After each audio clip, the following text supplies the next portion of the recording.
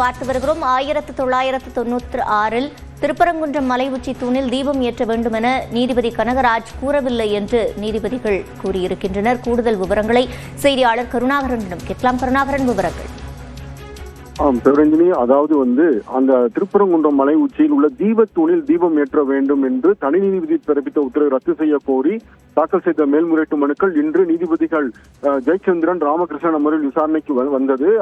தற்பொழுது மனுதாரர்கள் தரப்பு, அதாவது திருப்பரங்குன்றம் மலை உச்சியில் தீபம் ஏற்ற வேண்டும் என்று தாக்கல் செய்த மனுதாரர்கள் தரப்பு தற்பொழுது வாதிட்டு வருகின்றனர்.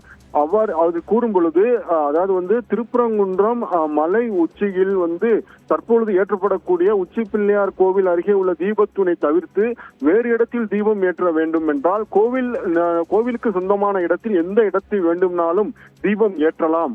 ஆனால் தீபத்தூணில் தான் தீபம் ஏற்ற வேண்டும் என்று 1996ஆம் ஆண்டு நீதிபதி கனகராஜ் அவர்கள் பிறப்பித்த உத்தரவில் தீபத்தூணில் தான் தீபம் ஏற்ற வேண்டும் என்று கூறவில்லை என்று நீதிபதிகள் கேள்வி எழுப்பினார். ஆனால் அந்த நீதிபதி கனகராஜ் உத்தரவின் அடிப்படையில் தான் தீர்ப்பு வழங்கப்பட்டுள்ளது. எனவே தீபத்தூணில் தான் தீபம் ஏற்ற வேண்டும் என்பது சரியா என்று நீதிபதிகள் கேள்வி எழுப்பினார். அதற்கு மனுதாரர் கோவிலுக்கு சொந்தமான எந்த இடத்திலும் தீபம் ஏற்றலாம் என்று கூறப்பட்டுள்ளது என்று கூறினார்.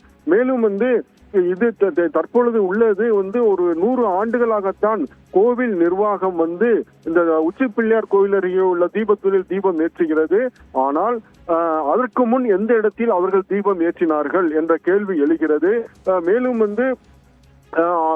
மேல்முறையீட்டு மனுதாரர்கள் தரப்பில் பொது அமைதி சீர்குலைந்து விட்டது, இரு மதத்தினருக்கிடையே பிரச்சனை ஏற்பட்டுள்ளது என்று இந்த பிரச்சனையை பூதாகாரமாக ஆக்கி உள்ளனர். தனி நீதிபதியின் உத்தரவை நிறைவேற்ற மறுப்பதற்காக சில காரணங்களை அவர்களே உருவாக்கி உள்ளனர் என்றும் அவர் வாதிட்டு வருகிறார். மேலும் தற்பொழுது அவர் கூறுகையில் அதாவது திருப்பரங்குன்றம் மலை உச்சியில் தீபம் ஏற்றுவது என்ற ஒரு கேள்வியானது ஒரு தமிழர்களின் பாரம்பரியம் என்றுதான் தனி நீதிபதி கூறியுள்ளார்.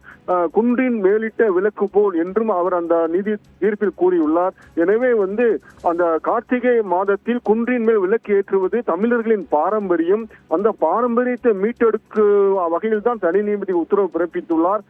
எனவே மேலும் தனி நீதிபதி கூறியுள்ளார். மேலும் மேல்முறையீட்டு மனுதாரர்கள் வாதிட்டனர். அப்பொழுது அவர்கள் வாதங்களுக்கு தேவையான ஆவணங்களையும் சான்றுகளையும் சமர்ப்பிக்கப்படவில்லை என்று வாதங்களை முன்வைத்து வருகிறார். சிவரஞ்சனி, விவரங்களை வழங்கியமைக்கு நன்றி கருணாகரன்.